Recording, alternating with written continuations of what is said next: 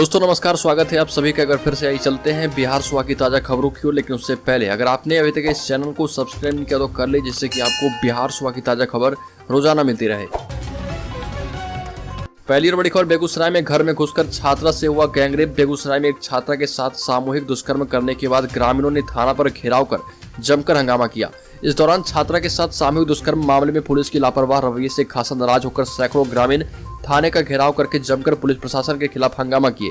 इस दौरान लोगों ने पुलिस पर आरोपी को बचाने एवं मिलीभगत का आरोप लगाया और पुलिस के खिलाफ नारेबाजी करते हुए आरोपी को फांसी की सजा दिलाने की मांग की। अगली खबर, उप मुख्यमंत्री सह स्वास्थ्य मंत्री तेजस्वी यादव बिहार के हेल्थ सिस्टम को सुधारने में लगे हैं। राज्य में स्वास्थ्य सेवा का हाल जानने के लिए वो सबसे बड़े सरकारी अस्पताल पीएमसीएच सहित एनएमसीएच एवं अन्य कई अस्पतालों का औचक निरीक्षण कर चुके हैं। निरीक्षण के बाद हुई कार्रवाई से डॉक्टरों के संगठन आईएमए और स्वास्थ्य मंत्री आमने सामने हैं। तनातनी की स्थिति बन गई है। अब नीतीश तेजस्वी सरकार की इच्छा शक्ति की परीक्षा हो रही है। स्वास्थ्य विभाग की बैठक में तेजस्वी यादव पहले ही कह चुके हैं कि मैं करप्शन को बर्दाश्त नहीं करूंगा।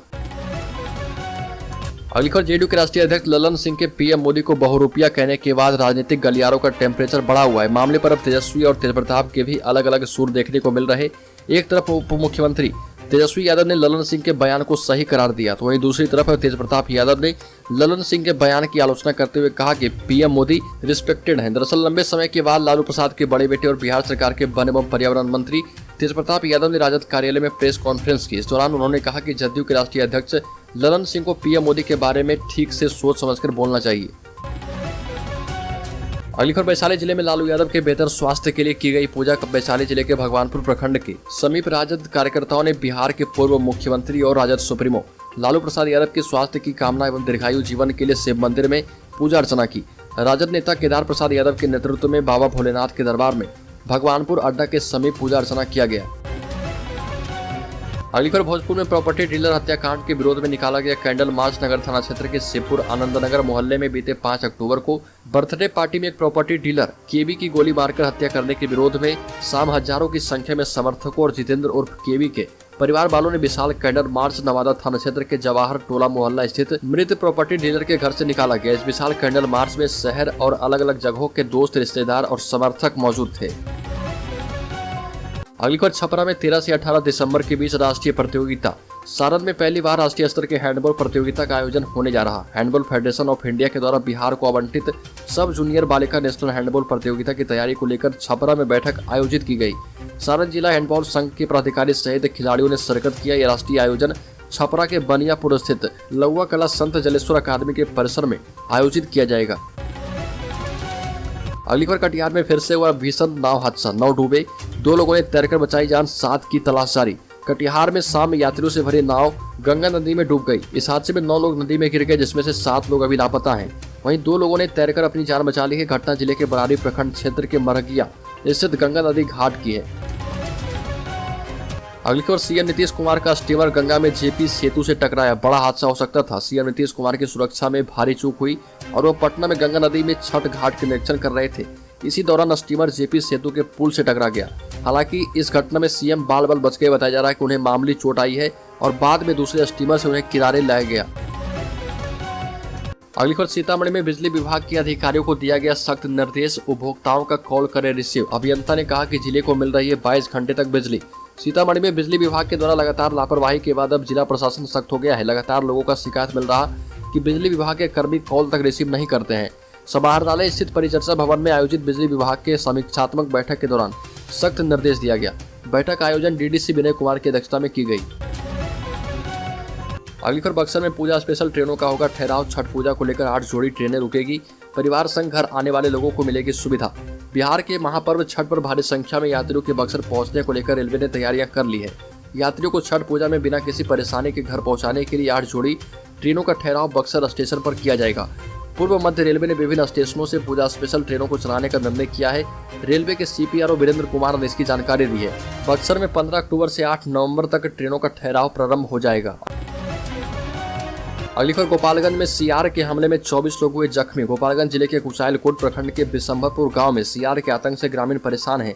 सीआर ने अब तक 2 दर्जन से ज्यादा लोगों पर हमला कर जख्मी कर दिया है। वहीं वन विभाग को सूचना दिए जाने के बाद भी सीआर को पकड़ने के लिए कोई कार्रवाई नहीं की गई। लिहाजा आक्रोशित लोगों ने सीआर को पीट कर मार डाला।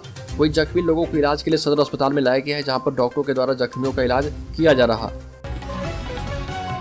अगली खबर मुजफ्फरपुर में पूर्व केंद्रीय मंत्री मेनका गांधी के खिलाफ मुकदमा दायर किया गया। जिला मुख्य न्यायिक दंडाधिकारी की कोर्ट में वकील सुशील कुमार सिंह ने यह परिवाद दायर किया है।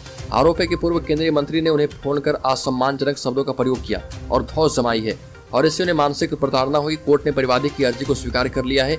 मामले में 2 नवंबर को सुनवाई होगी। अगली खबर गौतम अडानी समूह की company Adani agri logistics limited को उत्तर प्रदेश और बिहार में 4 अनाज कोठी यानी साइलो कॉम्प्लेक्स बनाने के लिए भारतीय खाद्य निगम FCI ने ठेका दिया है। अडानी लॉजिस्टिक्स लिमिटेड के पूर्ण स्वामित्व वाली सब्सिडरी अडानी एग्री लॉजिस्टिक्स को इस बारे में प्रतिस्पर्धी बोली प्रक्रिया के तहत FCI से आवंटन पत्र मिल गया है। अगली खबर पटना में डेंगू महामारी का रूप ले चुका है। हर दिन रिकॉर्ड नए मरीज मिल रहे हैं। बुखार पीड़ित 70% लोगों में डेंगू की पुष्टि हो रही है। हालांकि हर 100 में करीब 5 रोगियों में गंभीर लक्षण भी दिख रहे हैं और 10% ही अस्पतालों में भर्ती हो रहे हैं। निजी अस्पतालों में भर्ती मरीज में से आधे रोगी डेंगू के हैं। इसी के साथ आमजन बकरी के दूध और पपीते की पत्तियों के लिए भटक रहे और मांग के कारण बकरी का दूध 1000 रुपए लीटर तक पहुंच गया है। एलोपैथिक डॉक्टर बकरी के दूध और पपीते के रस को डेंगू उपचार में सहायक के बजाय नुकसानदेह करार दे रहे हैं, लेकिन दोनों की मांग में कोई कमी नहीं आ रही है। अगली खबर तेज प्रताप यादव ने RJD ऑफिस में लगाई मुलायम सिंह यादव की तस्वीर। कहा कि 2024 में लहराएगा महागठबंधन का झंडा। पत्रकारों से चर्चा करते हुए कहा कि जनता ने बीजेपी को नकार दिया है। कहा कि पिछली बार हमने चाचा जी यानी नीतीश कुमार को लेकर भविष्यवाणियां की थी और देख लीजिए चाचा जी मुख्यमंत्री आज हमारे साथ हैं। साथ ही ये भी कहा कि आज हम फिर से भविष्यवाणी कर रहे हैं कि 2024 लोकसभा चुनाव में केंद्र में गठबंधन का झंडा लहराएगा। अगली खबर बिहार के कैमूर जिले से एक अजीबोगरीब घटना सामने आई। जानकारी के मुताबिक एक भैंस ने घास चरने के दौरान बम खा लिया, जिसके बाद भैंस का जबड़ा उड़ गया। किसी तरह से भैंस का मालिक उसे पशु अस्पताल ले गया, लेकिन वहां पर डॉक्टर मौजूद नहीं मिले, जिसके बाद मवेशी मालिक ने अपने पशु को निजी अस्पताल में ले जाकर डॉक्टर को दिखाया, जहाँ पर डॉक्टर ने भैंस की हालत गंभीर बताई। भैंस का जबड़ा घायल होने के कारण वह खाने में असमर्थ है, जिसके कारण मवेशी मालिक की चिंता बढ़ गई है। स्थानीय लोगों में भी इस घटना के बाद आक्रोश है। मवेशी मालिक ने थाने में पहुंचकर मुआवजे के लिए गुहार लगाई है।